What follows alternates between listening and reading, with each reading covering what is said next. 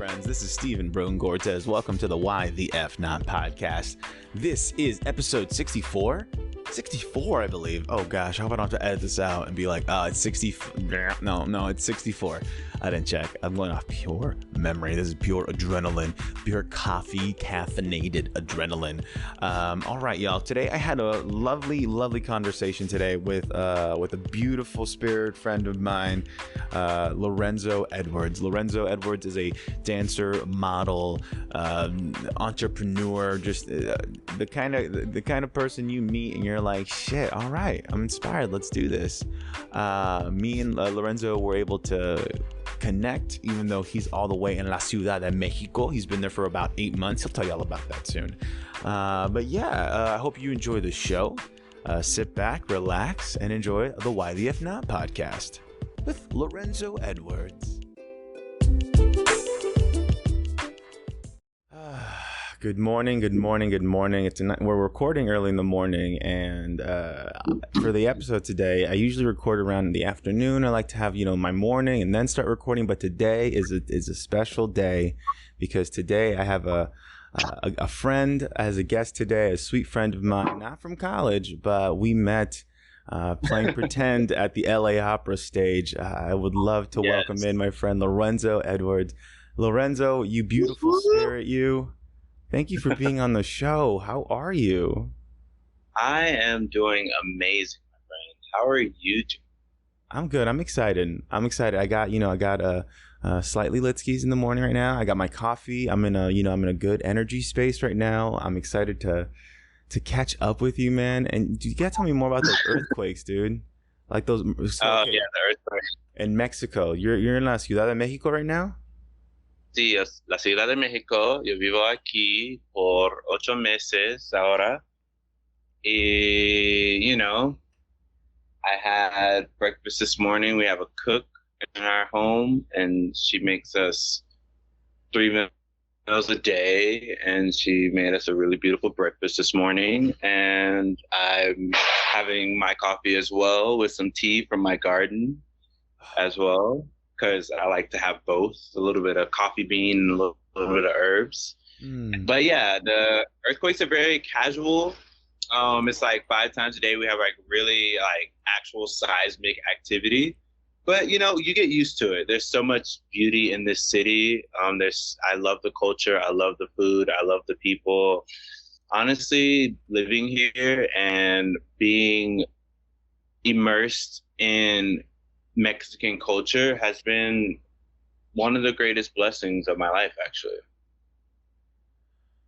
So much to unpack there, man. So for those that don't know, I want to just give people a little backstory for you. So you're living in Ciudad de Mexico right now. By the way, you're Spanish. Did you speak Spanish prior to moving to Mexico? I did not speak Spanish prior to moving to Mexico, pero ahorita mi español es mucho mejor. Está bueno. Ay, se te oye tan bonito. No, se te oye bueno. Yes, amigo. Only 8 months, dude? You sound great. I mean, bro, here in the States, people take it so for granted, that everyone speaks English, and they get so weirded out when someone has an accent or when someone's learning the language. And it's some people travel countries, and they learn different languages, and it's a great thing for those, who speak one language to learn another. And if they have an accent, okay, Yeah, I think accents are more beautiful, I think it adds diversity to the conversation, and it shows that we are from different parts of this big world that we are all a part of. And we're all trying. But you're right, people do get very shocked when someone speaks a different language, and there's from one place but speaks another language. People are actually genuinely shocked, and I'm trying to continue to shock people by learning different languages. I actually have to teach. I teach dance. I teach contemporary ballet in Mexico City, and I teach in Spanish. But as you know, a lot of ballet terminology is in French. So I teach them French while speaking Spanish and teaching dance. So it's many vocabularies. So you're like stretching your brain, you're stretching your like, because they say when you speak a different language, I've heard it said, right, that when you speak a different language, it's like you're almost tapping into a different personality of you, you know? Yes. And the fact that you're speaking Spanish and then throwing in the French while in that mode, like that must be such a great workout for your mind, for your voice, because like when you speak a different language, also it sits differently in your mouth. Claro. Okay. See, yeah, no, I agree. And I'm really just a recipe thing that for me has the potential to become an empire. So I want to master and become fluido in Espanol, Francais, because I want my dance empire to be able to be internationally known. And I want to be able to speak to different people from different worlds and be able to really break through and touch their spirit through dance and conversations and choreography. And you don't even need that much knowledge on a language to communicate with someone when it comes to dance, right? Because then once you get the idea down, dance itself is a language, right? And you can communicate even more through that way. Learning French, learning Spanish, learning Italian, whatever else you're going to add to your repertoire, those are just tools. Mm-hmm. Yeah, they're just tools, but you're right. You don't need a lot of words to be able to break through to someone in dance, because dance is its own vocabulary and language. And choreographers are just movement scientists who create their own language and share it with the world. And so I'm also creating my own language in dance, which I come from generations of dancers. My dance father was one of the students of Alvin Ailey in New York City. And so I come from these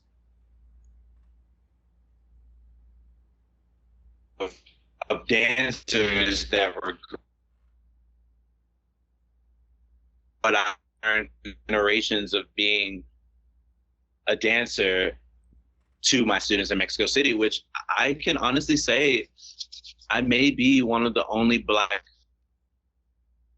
teachers, choreographers in Mexico City. You were breaking up there. So I a little bit, but I did get about your father of dance and just the wealth of experience that's within your in your own life. But then I also heard that you're one of the few Black choreographers in Mexico City, you said? Yeah, I really, I've been doing a lot of research about different schools. You know, this is a city of 24 million. And so I haven't really, other than maybe a guest here and there that comes into the city, I think I may be one of the only contemporary ballet choreographers that is of African American descent in the city, which is interesting. I'm excited to bring that diversity, but it's just very interesting to me. And how's that experience been for you? I think it's rich because I am a multidisciplinary dancer. I'm a ballet dancer first and foremost. And then I'm a contemporary dancer after that, deeply rooted in contemporary dance. And I'm also a voguer. And so I vogue and do hip hop as well. And those are all my vocations. Like I would never put one over the other, though I do think that ballet and contemporary ballet have always been my focus since I was a 10-year-old little boy. Oh. So I'm excited to bring these different styles to Mexico City because I know for a fact that they aren't being taught outside of the one or two dance schools that are here, which is so interesting. Such a huge market. Like even after only a couple weeks of teaching in Polanco, I have so many students because people want this. They're like, yes. And so I'm starting a dance company. What's the name of the company? You know, I've really been thinking about that a lot. I'm inspired by all these choreographers like Ohad Nahiran, who has Bat Shiva, and Alvin Ailey contemporary dance. There's Jose Limon. All the great choreographers normally name their companies after themselves, and I just don't think that I have that capacity. Like I wanted to be like a little bit more like after I'm gone one day, I would like for it to be taken over by one of my dance sons and it'd be like that other name. I don't think I can name it after myself. I don't think I'm that vain. Ah. So Edwards and dancer like that. That doesn't even roll off the tongue to me. So I don't know. I'll have to figure that out soon. That's so rad that you can have that kind of mentality about it because you have, it seems like you have such a great balance when it comes to the ego, where you know yourself well enough to know where your strengths are and that you know that you can create this empire, right? This dance empire. You use that word, and that's such a strong, impactful word. Yet we have here on the other side, you're talking about like, I can't name it after me. Like it just doesn't feel right. I want it to be something beyond me, after me. Yeah. God, you're such a spirit, man. You're such a star spirit, dude, here in this world, here to change things, man. I just love it. So where did, if I may take it back, ballet started. You said ballet was number one for you, yes? Yes, ballet is number one. That is where I started. I started dancing when I was 10 years old. I am now 30 years old, 30 años. And I will never forget, my best friend came up to me in school, Dominique, and he said, I found it. He's like, I figured it out. I know what it is. And he took me that day to his dance studio where he had started dancing, and we took a ballet class. After that, I didn't even want to go inside the class. I was so nervous. Like the young Jamaican boy in me was like, I can't be doing ballet. There's all these like preconceived notions about like sexuality and like career and stuff that as a 10-year-old, I already was like, there's no way that I can do this. But then, I'll never forget my now dance father, Freddie DeJesus, came outside and opened the door and was like, are you here for class? And I was like, like so New York, like super New York. I was like, are you here for class? Because I'm about to start class and Dominique told me you were outside waiting to come in for class. So if you're coming, put these pants on, put these socks on, and come get in my class. And I was like shocked because he was just like, get your ass in class pretty much. But like to like a kid. And I was like, all right, after that class, I danced every day for at least 8 years, like every day. Like I was taking a class every day at his studio and I was like working on things on the weekends with my friends, like choreography and like I found my vocation. I found my voice in life after that day. And if he wouldn't have came outside and told me to come inside to take that class, I wouldn't be the professional dancer that I am today. It is crazy to me. Like I talk to him all the time. Like I'm following in his footsteps so hard right now. And yeah, I've been doing ballet since I was 10, but also contemporary ballet as well. So you got obsessed. I think that's the right word to use. You got obsessed.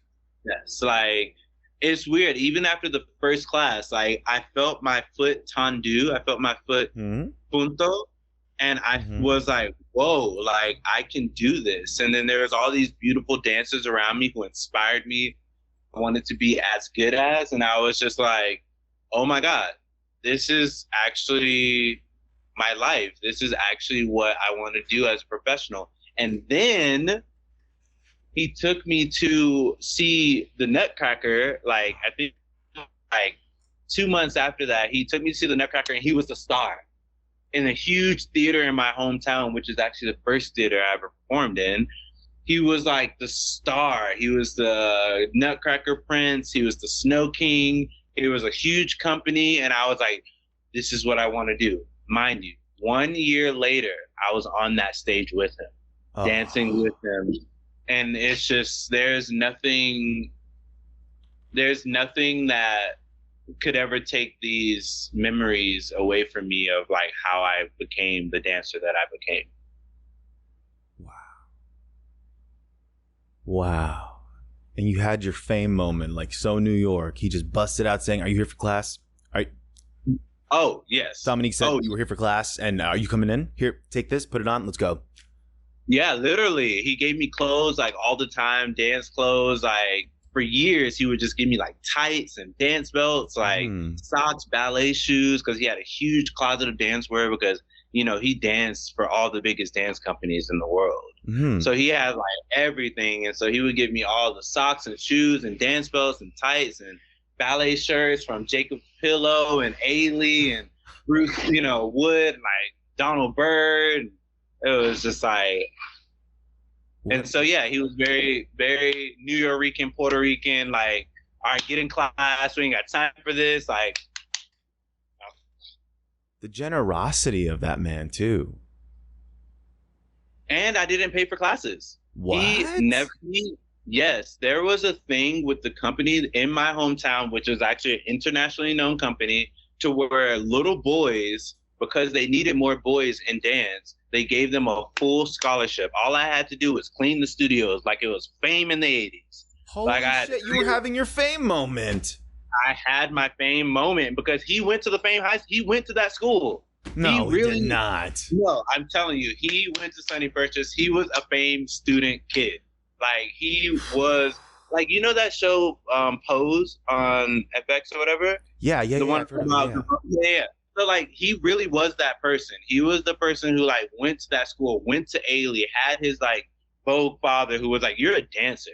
Go dance. Like go do this." He really, like, I'm telling you, I come from generations of reality of being a male dancer, voguer, like contemporary artist. Like it's generations. Like yeah, yeah, Okay. I mean, thank you for bringing it up. Voguing. Your yeah. experience, your experience. I have a friend who posts. She's in the voguing world herself, and she posts all the Uh-huh. time, her competing and stuff. But tell me your experience with voguing. I only know because of Madonna. But tell me, Yes. did he get you into voguing as well?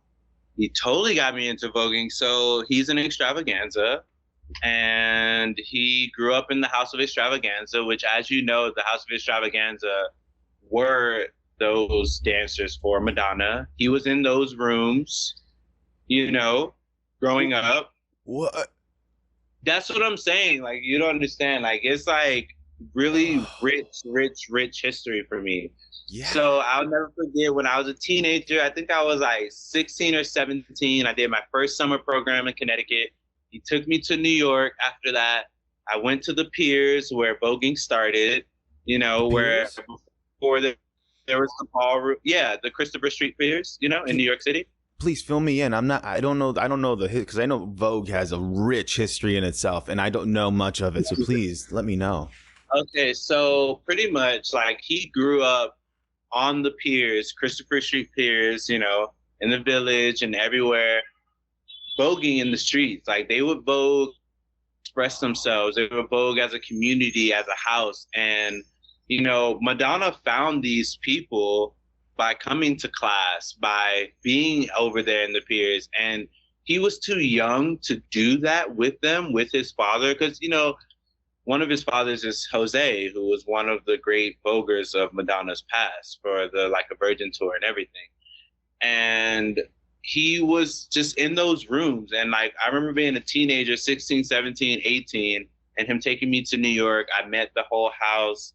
I learned how to vogue in the streets, taking class. He would do his performances in Spanish Harlem, and he would teach us how to vogue. He would take us to classes. And I learned from in New York City, like where the deepest, deepest roots of Vogue come from. So I recently had a few performances in Mexico City with a Voguer who is from Spain, and I'm super excited to share my knowledge of the past that I know of Vogue with my students in Mexico City because I'm going to start a Vogue class. God, that's so rad. Yeah, super cool. So is Vogue still because voguing got mainstream with Madonna's song, and then it became like this pop thing with the song. But when it comes to voguing, is it still underground? Does it still have that underground aspect where it's like a club, a family? That is a great freaking question. That was a great question. So I'm gonna just put this out here. All your fans can really, I want them to really hear this perspective because it's rich. Okay, so I told you I come from generations of voguers and generations of contemporary dancers. Like, this is my vocation, this is my family's vocation. So about, I think it was like 3 or 4 years ago, that show Pose was made. Mm-hmm. Before this show Pose was made, Ballroom was still underground. It is known to have transcended to every country in the world. Willie Ninja, Jose Extravaganza, Madonna, they brought it to different cities back in the 80s and 90s. But it was still pretty underground. Even in those cities, it was still an underground family thing. There are like houses, like the Extravaganzas, the Milans, the Mizrahis, the, Revlons. There's all these houses, but they were still pretty underground. In New York, they still have balls in the basement of churches. What? Like, so rad. It's super rad. But that show Pose, I remember watching it with my fathers, with my house, and I cried every episode because they exposed my reality to the mainstream world. And for me, I can say as a young person in our world, my father loved it. He was a part of it. He was there, so watching it, I was like, yay, they have real people a part of it, great. But for me, they exposed my truth. And that to me was like hard for me because now, to be completely honest with you, it is another thing that I feel white people have appropriated from our culture. Now, don't get me wrong. I have I haven't completely healed from all the trauma of being Black and poor and a dancer. And so for me, it's still hard to know that like this thing that was like our sacred dance, our sacred world is now shared with the mainstream world and now everyone's doing it. So to me, that takes away from the importance of how healing it was for me to have that community that saved my life. And so Pose made it mainstream. That's great. Everybody got famous and rich who are a part of it. That's awesome.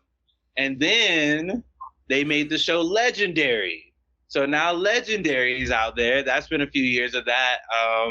I think it's very interesting that they made Legendary because they made Legendary with a bunch of people who are not actually in the Vogue world. Like there's Laomi, yes, of course. But then all the other judges were not a part of our actual world. So they made it even more mainstream for the world in a competitive way, kind of like American Idol. And for me, it was just kind of like, okay, wow, now this is nowhere near underground anymore. This is so above ground to where it's like the highest rated TV show on television, But it's like Madonna did one thing, but this show made it even more accessible for the world to know about ballroom culture. And I'm just like, oh my God, like I liked it better when it was underground and it was like our little secret, our little like healing secret, It's like when indigenous magic becomes mainstream, like peyote or something. Now everybody wants to do peyote. And that's fine. That's fine. But I liked when the peyote was sacred and like only your grandmother would give it to you, and it was so I don't know. I have mixed feelings about it. People can take it or leave it, but that's my perspective on it. And I still haven't fully accepted the fact that this thing in my life as a queer.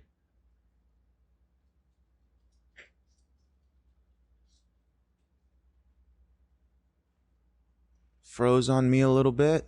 Did I lose you? I lost you. There you are. I got you back. We're back. So yeah, that's the perspective for me. Wow. Let's see. Did you feel as if like, was it like the safety of your world was taken away once everyone was let in? You know what? That's exactly how I felt. Because now there's like all these people who want, it's like, you know what it's like? This is the best way for me to describe it. This is the best way for me to describe it. Before these TV shows, people thought what we did as voguers and dancers was ghetto, like our hair. Braids were made to show slaves which route they needed to go to get to their freedom. It was a deeply rich part of our culture. Wait. Okay. Whoa. I did not know that. Go back. Wait, what were braids originally? Okay, so braids, you know how there's like cornrows? Mm-hmm. Like that's been in African culture forever, but as African Americans, they made braids to be like roots to show which way to get to their freedom. So they would put it in their hair. So it's like so sacred to us. And I don't know if you know, but in the United States, because Mexico is America, everyone. Mm-hmm. In the United States, People in forget, the man. United States, it was so taboo for anyone who wasn't African American to have braids. And actually, in the corporate world, they wouldn't hire you if you had braids or any kind of hairstyle of this sort until it became popular by people like Madonna, you know. And then now that they have it, now it's okay. You see, I feel the same way about Vogue. Before it was like ghetto, it was not okay. Like people didn't want that in their dance studios. People didn't want that around. But now that it's become mainstream, everybody wants it. And I'm just like, really? Like now it's okay now that white people have it? Because when it was just our culture, it wasn't okay. Mm-hmm.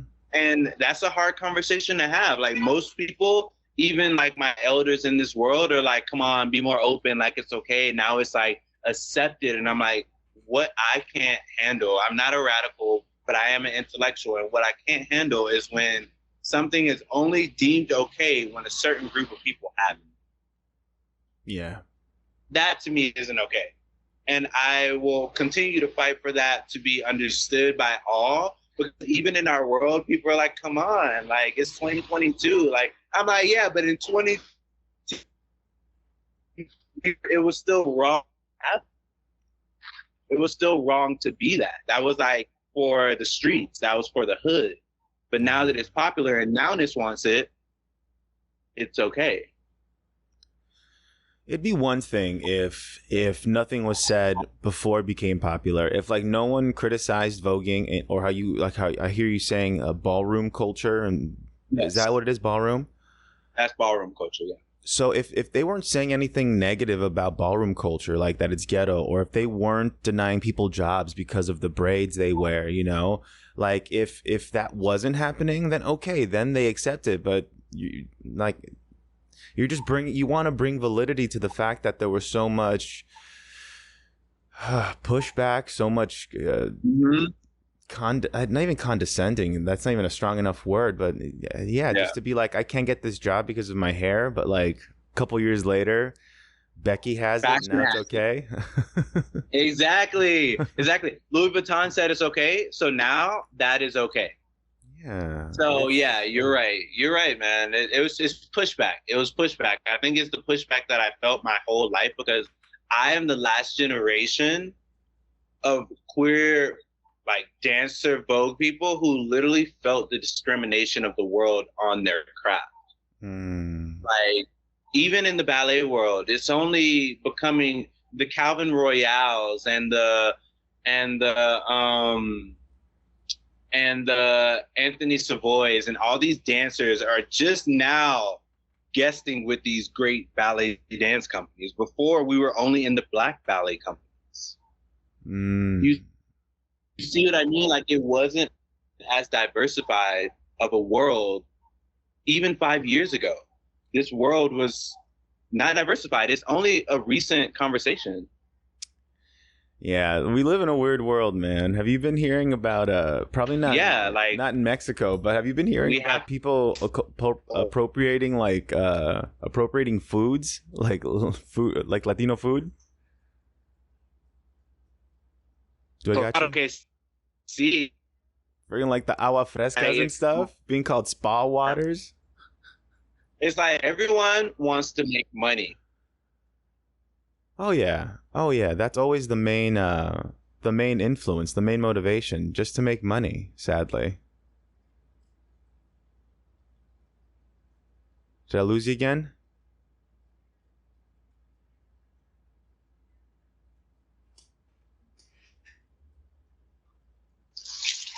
There you are.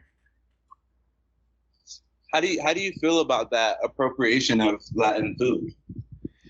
I mean, I'd rather hear, because like when I hear people talking about like agua frescas being called spa waters, or like when people are calling ceviche cowboy caviar, it's like, I mean, that even happens in Central America though, because like let's take the tamal for example, like tamales, right? Tamales are different from Mexico all the way down to like Central America, down, I don't even, maybe even in South America they make tamales. I'm not even aware. But tamales are so different depending on where you're from. And you can call that appropriation, or that's just, culturally, diversifying. So there's no problem with like, I have no problem with like people being like, oh, I like agua frescas now. But when they call it spa waters, when they call it cowboy caviar, I'm like, can you try to just say ceviche? Like, Yeah. it's not that hard. It's really not that hard. Like, it's not even in Spanish. Like, just ceviche, spa water. I haven't even heard that one. I am. TikTok. Whoa. TikTok is like upset about that, dude. Hearing people being like, "Oh, I'm making some rice spa water. I have some pineapple and strawberry spa water." Yeah, TikTok has been a force. It's almost like a bigger force than Instagram, which is so shocking because it went Facebook and then Instagram and then TikTok is really, wow. Technology has really changed the face of the world. Oh my God, yes. Oh God, yes. Like, and our generation was able to see, like you just said, from Facebook. Let's take it further, from like MySpace, from Zanga, from MySpace to Facebook to Instagram to TikTok. It feels like the monster just keeps getting bigger and bigger. No? Yeah, claro. Like it keeps eating itself. I watched this thing about the tech world, and it's like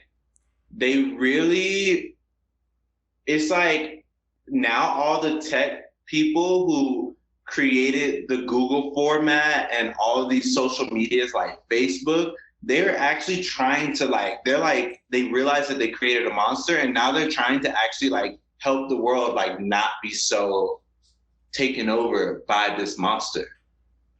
There's like some crazy documentaries about the tech world and all these things that I've seen recently, and I'm just like, whoa, like I'm so thankful that I'm not addicted to technology.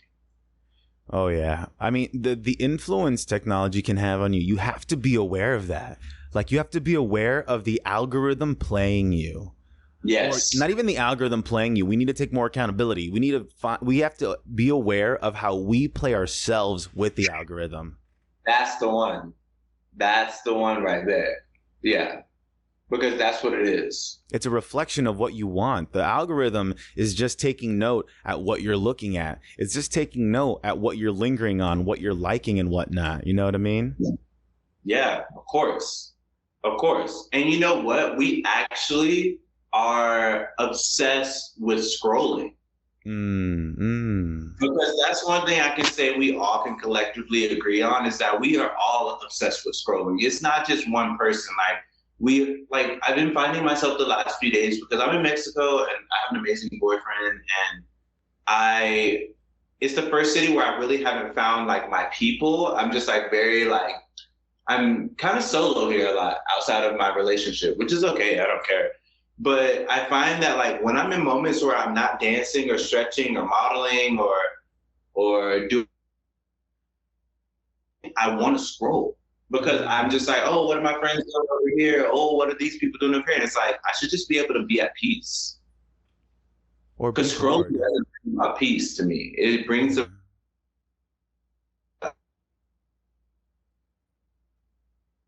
It's like there's no peace for you. It's just like this constant, just slow drip of dopamine, just getting that fixed. Just getting that fix. Like... I feel like because it's only been 8 months, you said, right, in Mexico for you, right? Yeah, 8 months. As you're beginning, because you're modeling, you're dancing, you're teaching, you can't really. Oh, is it recording? Starting recording. Time out. Oh, Lorenzo, you're recording the call. There. I was like, oh, I want a piece of this too. I was like, throw me on a piece of it. Do it, man. But I mean, I feel like you might have a gift. Right, being alone for a little while as you're doing this, right? Because, I mean, the pandemic forced us to be alone, and some people couldn't deal with that, man. They couldn't deal with being alone with their thoughts. They needed to scroll. They needed to distract themselves. Yeah, I agree. You know what? The pandemic taught me so much about myself. Like, it taught me so much about myself. Actually, after the official pandemic on June 15th of a year ago, when the actual pandemic ended in LA, I actually moved away. I actually was like, you know what? I think it's time for me to see the entire world. So I traveled the world, worked with some photographers, took some classes, guested with some companies. And I really feel like I found myself after that, because I was okay with the silence. I was okay with the peace. I was okay with just being with my plants. And then I felt a need to be the nomad that I was, and to go and find a deeper, richer, and different culture for myself, which ultimately, after being in Spain and France, I found in Mexico.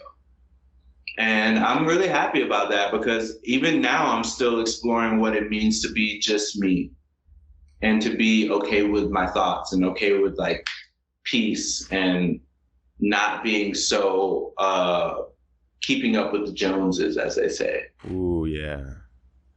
I heard somewhere that idea is dying nowadays. People are just keeping up with the Joneses is such not even just impossible thing to achieve, because you can achieve it, sure, but are you happy? Is it truly bringing you that satisfaction you're craving, or is it just filling a hole that can never be truly filled? Right. I agree. I don't know if it's just filling a hole, or I don't know, but I'm really done with that. And I think when that desire shifted in my life, I feel as if I was able to truly express myself in a way that was from a place of freedom. I love that. It took a while. That took time. I understand why people who are older than me always told me that my 30s would be a time of freedom and more fun, because I turned 30 last year. And I feel like ever since then, my whole life has shifted, and I've actually been enjoying life. Oh, that's wonderful. Do you think it's because of the? Let me paint a picture. From when you were 10-year-old Lorenzo starting ballet, you were a caterpillar, and then you hit your 20s, and that was your cocoon phase, if you will. That was you putting in the work, whether that's internally, the struggles we all have, right? Your ups, your downs, your 20s. And then here you are in your 30s, and it seems like you just, and do you, those flowers on your shirt look like butterflies, but you look like a butterfly. It seems like you're in your butterfly phase. You've been in it, you're spreading your wings, that freedom you're talking about. Yes. That was a great way to put it. I actually do feel like I finally had the wings to fly to different spaces and different lands, and just really be a bird, be a butterfly. I think you're right, actually. I do feel more like I'm in my butterfly phase than ever right now. And the butterfly phase is crazy, because right now I feel like I finally have the capacity, because, for so much of my life in my 10s and 20s, I was a muse to these choreographers and to these photographers and to these opera directors and all of these creatives. I was their muse. Like, I've shifted into a space of teaching and being more of the painter versus the muse, and being more of the giver versus just receiving this information and being a channel for it. I'm still that channel, but something that I didn't have the capacity to do before. I didn't have the capacity to create an empire in this way, or to build the building. I was just going to different buildings and enjoying the amenities. Now I'm building my own building, my own home. Oh, I love that.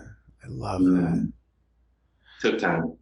Oh man, I love that. Yeah, because again, you have this great self-awareness. Again, that balance of the ego where you know who you are, but you're not overcome with who you are, or you're not the idea of who you think you are doesn't, you as a person, it's, because everyone's nuanced. People aren't black and white. Yeah. So many times you hear older generations, not all, but some older generations say like, I am how I am and I don't change. You know what I mean? And it's like, wait, really? I know you're 50, I know you're 60, I know you're 70, whatever your age is, but you're telling me that the person you are now is the same person you were 10 years ago, 20 years ago? That to me seems a little sad. I agree. But one thing that I connect with when you say that is that maybe they're talking about their MO, their mode of operations. It's like since I was 10, I've always been a dancer. I've always been a model. I've always been someone who was an artist creating. So maybe they're talking about how they've been artists for so long, where they're just like, yeah, I'm still an artist. Like writers, writers like, yeah, I'm writing a new book, but I'm still a loner writing in this space. And I guess they can't see the way that we can see the expansion of the soul and mind through creation. So they think that they're the same. In reality, they've gone through so many cycles and they've actually changed every year. Even if they're doing the same things, they're different people now. So I get what you mean. It's sad, but they don't see it. Yeah, because what we do is so important, right? A lot of the times we identify with what we do, but then there's also, again, just those nuances, right? Those grays in between when it comes to our personalities, right? Those imperfections, those flaws, those cracks, and damn, dude, you're just like this beautiful mosaic painting, bro, of just all your experiences. Oh man, and I love the imagery you used of you being the muse for all, like, for the directors, for for photographers, and now you see that you've evolved, your next step, if anything, because you still can be a muse, right? You still can be that model. You can still perform and be that dancer for a director or photographer, sure, but to have the ability to not just be like the brush or be the paint someone uses, but now you are the painter, and you kind of have to step back too as the painter and let the colors, let your muses, those who inspire you, let them shine and let them highlight the work. Exactly. That's exactly what it's about now. Yeah. Beautiful. Thanks, man. I really appreciate you a lot. How have you been? How have I been? Shit. Well, fuck. Let me see. How have I been? Since May, I stopped doing my OG job. I was doing contact tracing. Dude, I was helping out with the pandemic, helping folks out, folks who needed food, or needed medical supplies or seeing a doctor appointment or whatever. An angel. It was a crazy job. It was supposed to be a 3-month contract, ended up being like over a year contract. Over a year. And to be during the pandemic, that was a blessing. You know what I mean? That was definitely a blessing to have a remote job that was full time. Like I was working at Disneyland prior to that. I remember. So and I had to stop doing that because of the pandemic. And then there was a chance for me to go back to Disneyland and perform, but it was in a weird place for me where I was still doing my contact tracing job. And then they offered me Disneyland, and I thought, do I want to stretch myself out thin? Do I want to let go of this job? Or because even Disneyland was iffy at that point, it was iffy. Like, and I was like, you know what? I think the better choice for me is to stay with the contact tracing work on myself as a person, my voice, my body as an actor, and see where life takes me. And then this year came around, 2022 came around, and I got myself my commercial agent. I'm focusing more on that. You know, Nice. I'm trying to develop myself into a brand, if you will, to have that confidence in myself. Totally, dude. Same. Yeah, it's a journey, right? It's a journey. It's not just an overnight thing that's gonna be fixed and oh now I'm better. No, it's a journey. Yeah, it's a journey. Life is a discovery, man. Like, if there's anything I've discovered, life is a discovery. I love that. Life is a discovery. To be discovered. To be discovered, exactly. Yeah. Exactly. And that's kind of what I've been honestly going off with, that curiosity to discover. Yeah. You know? Because so this podcast alone began as cheap therapy for me, honestly, 2 years ago. It was just me with a microphone, no guests. I did about 42 episodes, no guests. It was just me, just talking, you know, my thoughts, my feelings, whatever. Sometimes I'd cry, sometimes I'd be angry, I'd laugh, whatever, you know. It was just me using it for me. Yeah. And now I started having guests on, you know, some friends like yourself, and some who are strangers that I found on social media, who I'm like, wow, I love your art. Would you like to be a guest? And I'm telling you right now, man, I feel like the abundance is real right now. Totally. The abundance is real. And I'm just thankful that you created this outlet, because it's important for people to be able to share. And I even feel like this was therapeutic for me to be able to connect with you and to catch up and to even to reevaluate like what this life has been, you know, so that I can see it objectively and then move forward with intention. Yeah. Oh, I love that. I'm so glad you got this from the show. I'm so good. Question: how are you with time? I have a few more minutes. I have something at 11. Oh, perfect. Okay.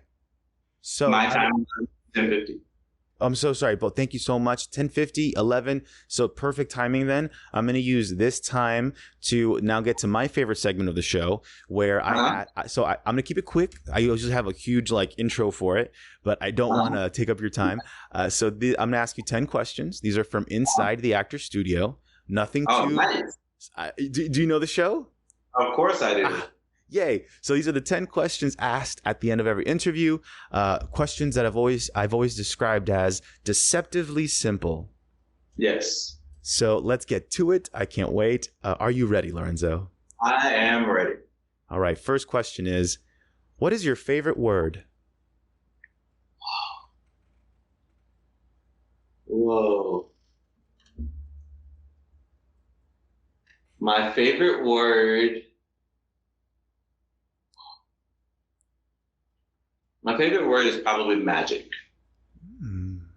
because it expresses something that is almost unbound by words and transcends words. It's normally something that lives on many levels. It's spiritual, it's emotional, it's physical. Magic can be anything, everything, and nothing all at the same time. So it's like life is magic. So probably magic. Beautiful. Next question. Yes. What is your least favorite word? My least favorite word. Wow, deep. My least favorite word would probably be evil, because it is always something that is harmful and painful for others. It exists, it has to exist in order for good to exist, but it is something that brings pain, and it's normally a choice. So I'm gonna go with evil of all sorts and all facets. Thank you. Yeah. Next question. What turns you on? What makes you happy? What turns me on is like a wild sense of fun. Like, I love when things are just flowing, like this interview, and it's just wild and it's fun and it's natural. I like natural things that are just like going their course.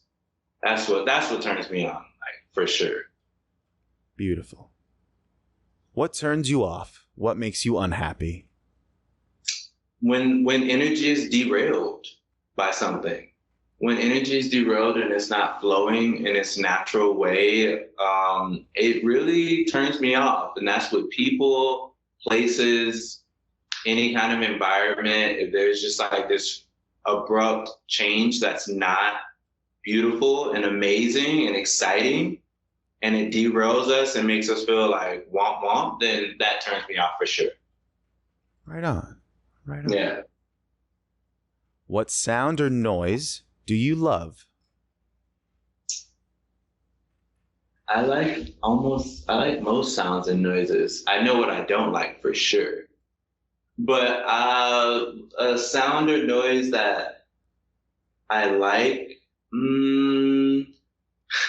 probably be the sound of birds or the sound of water. I like white noise. I like sound bowls. I like mini sounds. I love the African drums. That's probably my favorite sound is the African drums for sure. It feels the most like I'm back in this place that mythically I'm told I'm from. And it's deeply connected to my roots and my original life. So I love the African drums. Is your next question going to be the sound that I don't like?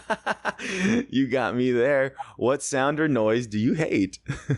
I hate like the nails on the chalkboard sign. I hate I actually am not a huge fan of whistling. Mm-hmm. Because growing up in certain cultures, especially certain African cultures, when you whistle, you're calling in spirits. And so when people whistle sometimes, it gives me this ontological shock that I feel like my childhood, like that there's a period of time in my childhood where I wasn't allowed to not only whistle, but that whistling wasn't allowed in our house. Because they were like on a certain spiritual journey and they would call spirits in and we just weren't allowed to whistle. So whistling is kind of triggering for me. Whoa, very interesting. Super, right? Yeah. Thank you. Yeah, of course. Next question. What is your favorite curse word? Damn. I'm gonna say damn, because like damn is like a very universal, like I'm like, I can say damn in like 10 different like tones. Like, damn. You know what I mean? Like it's like a whole sentence in a word. So damn is definitely my favorite curse word. Nice. What profession other than your own would you like to attempt? Whoa. Okay, what profession other than my own would I like to attempt? Something outside of my world. You know what? Actually, this is easy because I've been secretly attempting it already. I want to be a writer. I want to write an autobiography about my life as a queer man from the States who lives abroad and lived in the major cities of the world. So I'm really trying to attempt to write an amazing autobiography. Very rad. Nice. Yes. It's a work in progress. Can't wait to hear about it in the future. All right. Yeah, just give me 10 years and I'm telling you, I'm gonna have it done. Okay. Good things take time. Okay. Right? Yeah. All right. Next question. What job would you not like to attempt? To be honest with you, one job that I personally want to stay away from is assisting people, because I personally feel as if assisting is a great job for a lot of people. It's amazing. Don't get me wrong. I'm not talking shit about assistants. It's just, I'm such a creatively driven person to where if I wasn't working for if I wasn't like a seamstress assistant who's like working their way up to being something else, then it would just be super hard for me to live based on someone else's dream. Even though I've been a muse in my own life and I have to channel other people's dreams, I don't feel like an assistant. I'm a channel. I'm a medium for that. Whereas an assistant is actually listening to what someone says and then doing it. And I'm just like, actually, I think there's someone over there who can do this better than me. Hey, there's some people who are like hella good at organizing, who can like get a schedule and fuck it up. And there's some people that can't do that. I can't do that. I'm the person. I can't do that. Like, I'm like, I need help. Like, my boyfriend helps me with my schedule to this day. Like, I'm like, oh, I have the class down. I got the choreography. He's like, yeah, but what time is this? Shit, that's so yeah, like, totally. Like, it's not me. Like, I can't even do it for myself. But he has someone else. So, all right. Yeah. And here we go. Final question right before the final hour. If heaven exists, what would you like to hear God say when you arrive at the pearly gates? Amazing question. I already know this. I'm like a very naturally spoken person. I just always say what's on my heart. I don't have to process things as much. And so when I get to the pearly gates and I meet this God or goddess figure, I would like for them to tell me that in every life that I've lived, I made choices that were for the greater good of all, and to love people unconditionally, and that I did a good job and I did the best that I could. And that is what matters more than being perfect. That's the way to end it. Beautifully answered. Thank you, Lorenzo. Thank you. Now, this is your time. Before you go, I know you have to leave now, but please let the folks know where they can find you, any like websites or like shows to see or anything to check out from you. This is your time. Please take the floor. Okay, so my name is Lorenzo Edwards. I'm in La Ciudad de Mexico, and I have most of my sources are through Instagram. You can find me on Instagram. Facebook is more like for family. So my Instagram is my name, Lorenzo Edwards, with 3 underscores, underscore. You can keep up to date with me there. My modeling agency link is on that page. My dance classes are on that page, and I normally share with the world through that outlet. So yeah. Beautiful. All right. Thank you, Lorenzo. Thank you. You're welcome. You're welcome. Thank you for this. This was great. It was so good to catch up with you. You're such a beautiful person, and I'm super excited to have you in my life, man. Ah, likewise, brother. Likewise, man. Mi hermano, my spirit, my family. Like, you're using that word so many times with like people in your life, like your dance family, your dance father, and whatnot. And I was getting the hint that you might not be referring to like blood family.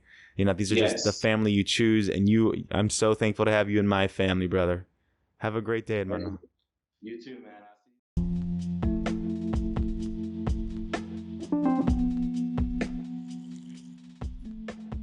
Oh, that's some good stuff.